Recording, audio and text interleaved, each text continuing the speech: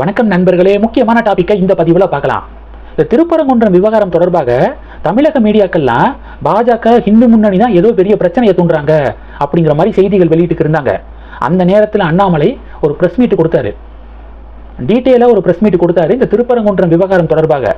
அவ்வளவுதான், மக்களுடைய கிரவுண்ட் லெவலில் மக்களுடைய ஆதரவு கரெக்டு தானே, பாஜக ஹிந்து முன்னணி கரெக்டாக தானே போராடுறாங்க, நீதிமன்றத்துடைய தீர்ப்பை எதுக்காக மதிக்கலை அப்படின்னு இந்த திருப்பரங்குன்றத்தை சுற்றி இருக்கக்கூடிய பொதுமக்கள் கேள்வி கேட்க ஆரம்பிச்சிட்டாங்க. பாஜக ஹிந்து முன்னணிக்கு சப்போர்ட் பண்ண ஆரம்பிச்சிட்டாங்க. இது எல்லாத்துக்கும் காரணம் அங்கே அண்ணாமலை கொடுத்த பிரஸ் மீட். இதனை தொடர்ந்து நேற்று புதுச்சேரியில் தீப போராட்டத்தில் அண்ணாமலை கலந்துக்கிட்டார்ல, ஜிஆர்எஸை பதவி நீக்கம் பண்ணணும் அப்படின்னு இண்டி கூட்டணி எம்பிக்கள் 120 எம்பிக்கள் கையெழுத்து போட்டிருக்காங்களே, அதில் முதல் நபராக கையெழுத்து போட்டது புதுச்சேரி காங்கிரஸ் எம்பி வைத்திலிங்கம். அவரை கண்டித்து புதுச்சேரியில் நேற்று போராட்டம் நடந்திருக்கு. அந்த போராட்டத்தில் அண்ணாமலை கலந்துக்கிட்டு ஸ்பீச் கொடுத்ததுக்கு அப்புறம் செய்தியாளர்களை சந்திச்சிருக்காரு.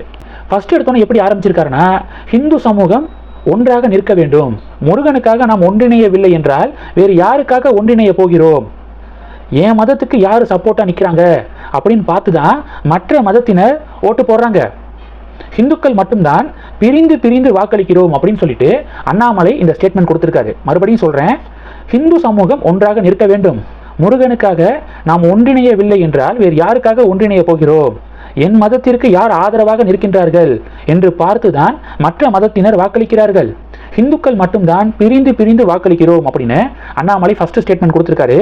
ரெண்டாவது என்ன சொல்லியிருக்காரு அப்படின்னா,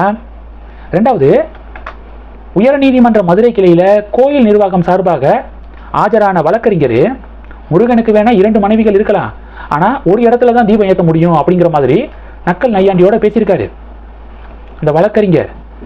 அந்த வழக்கறிஞருடைய இந்த ஸ்டேட்மெண்ட்டுக்காக திமுக அரசாங்கம், தமிழக அரசாங்கம் மக்கள்கிட்ட மன்னிப்பு கேட்கணும் அப்படின்னு சொல்லிட்டு அண்ணாமலை ஒரு டிமாண்டை வச்சிருக்காரு.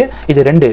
மூணாவது, ஜஸ்டிஸ் ஜிஆர் சுவாமிநாதன் அவர்களை பதவி நீக்கம் பண்ணணும் அப்படின்னு சொல்லிட்டு இண்டி கூட்டணி எம்பிக்கள் 120 பேர் சைன் போட்டிருக்காங்களே, இது ஜிஆர்எஸை பதவி நீக்கம் பண்ணணும் அப்படிங்கிறதுக்காக அவங்க போடப்பட்ட சைன் கிடையாது, அவங்களே பதவியை விட்டு வெளியே போறதுக்காக போடப்பட்ட சைனு.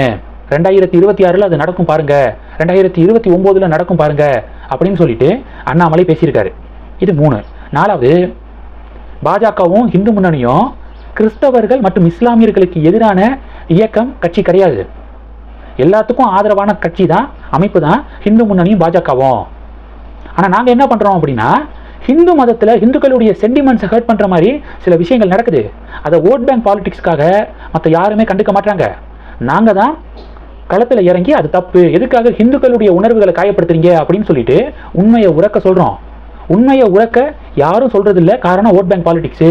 நாங்கள் உண்மையை எடுத்து சொல்கிறோம், ஆனால் இவங்க மத அரசியல் பண்ணுறாங்க அப்படின்னு சொல்லிட்டு எங்களுக்கு ஒரு சாயம் பூச பார்க்குறாங்க அப்படின்னு அண்ணாமலை நச்சுன்னு 4வது பாயிண்ட் சொல்லியிருக்காரு. 5வது பாயிண்ட் என்ன அப்படின்னா, மகாத்மா காந்தி ஊரக வேலைவாய்ப்பு திட்டம் அப்படிங்கிற இந்த திட்டத்திலிருந்து மகாத்மா காந்தி அவர்களுடைய பேரை நீக்கியிருக்காங்க அப்படின்னு சொல்லிட்டு செய்தியாளர் கொஸ்டின் கேட்க, இண்டி கூட்டணியெல்லாம் நேற்று இதுதானே ஒரு பெரிய பஞ்சாயத்து பண்ணாங்க. அண்ணாமலை சொல்றாரு, 2005 இந்த திட்டம் தொடங்கப்பட்டுச்சு, இந்த திட்டத்தை காங்கிரஸ் கவர்மெண்ட் தொடங்கும் போது மகாத்மா காந்தி அவர்களுடைய பேரு அதுல இல்லை. 2008-09 தான் கரெக்டாக தேர்தலுக்கு முன்பாக தான் மகாத்மா காந்தி அவர்களுடைய பேரை ஆட் பண்ணி இந்த திட்டத்துக்கு பேரை அப்டேட் பண்ணாங்க. 2005 இந்த திட்டம் தொடங்கப்படும் போது இந்தியாவுடைய பாவர்ட்டி எவ்வளவு தெரியுமா? 28 விழுக்காடு பேர் வறுமை கோட்டுக்கு கீழே இருந்தாங்க இந்தியாவில். இன்னைக்கு வேர்ல்டு பேங்க்ல என்ன தெரியுமா சொல்லுது, 1% கீழே போயிருச்சு இந்தியாவில் பாவர்ட்டி சிச்சுவேஷன். எக்ஸ்ட்ரீம் பாவர்ட்டி அப்படிங்கிறது 1% கீழே வரைக்கும் ட்ராப் ஆகிருக்கு அப்படின்னு சொல்லிட்டு இன்னைக்கு ஸ்டாட்டிஸ்டிக்ஸ் எல்லாம் சொல்லுது. அப்போ 2005 பாவர்ட்டி 28 விழுக்காடாக இருக்கும்போது தோற்றுவிக்கப்பட்ட ஒரு திட்டம், அதை அப்படியே இப்போ நம்ம கண்டினியூ பண்ண முடியாது, சில அப்டேட்ஸ்லாம் பண்ணணும். அந்த அப்டேட்ஸ்லாம் பண்ணி தான் இப்போது நாங்கள் இதை எக்ஸ்டெண்ட் பண்ணுறோம். அதுக்கு என்ன பேர் வச்சுருக்கோம்? விக்சித் பாரத் அப்படின்னு சொல்லிட்டு பேர் வச்சுருக்கோம். விக்சித் பாரத் அப்படின்னா வளர்ந்த நாடு அப்படிங்கிற அர்த்தம்.